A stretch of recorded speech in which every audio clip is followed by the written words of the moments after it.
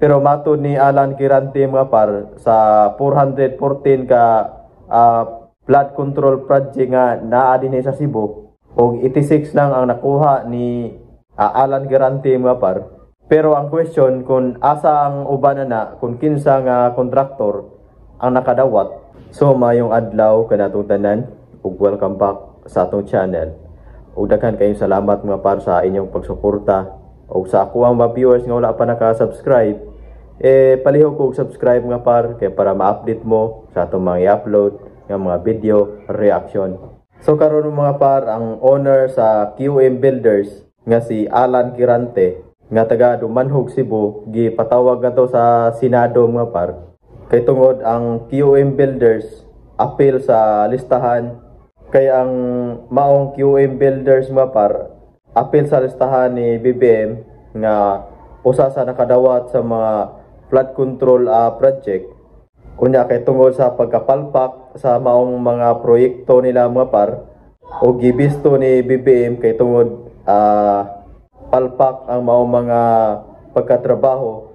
O karon si Alan Quirante patawag adto sa Senado. Medyo si Alan Quirante mga par kanga siya og tubag.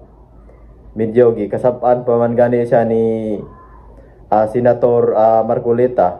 Ug hapit pa makuntem ni Marcolita si Alan Quirante kay tungod sa iyang mga explanation nga medyo nagduda si Marcolita.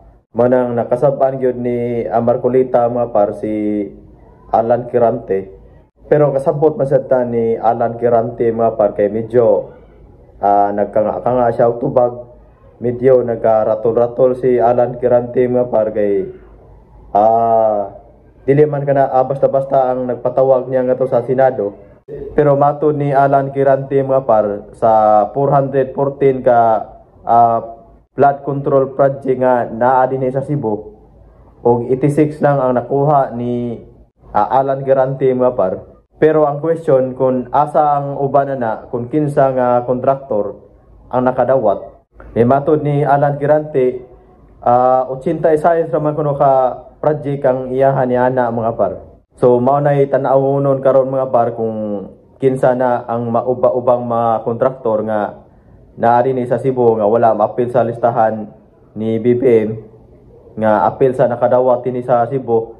Og mao nay angay nga imbestigaran karon kung kinsa na ang maong mga kontraktor kay tungod palpak man kini ang ilang mga proyekto mga par.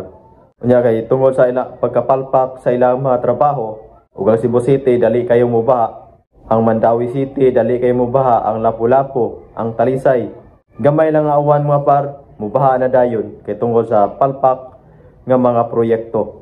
So daghan kayo salamat mga par sa inyong pagsuporta sa akong channel. And then palihog ko og subscribe kay para ma-update mo sa atong mga i-upload nga mga video reaction.